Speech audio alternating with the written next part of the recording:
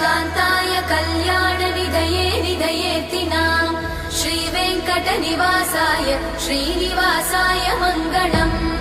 लक्ष्मी सविभ्रमालोकसुभ्रूविभ्रमचक्षुषे चक्षुषे सर्वलोकानां वेङ्कटेशाय मङ्गलम्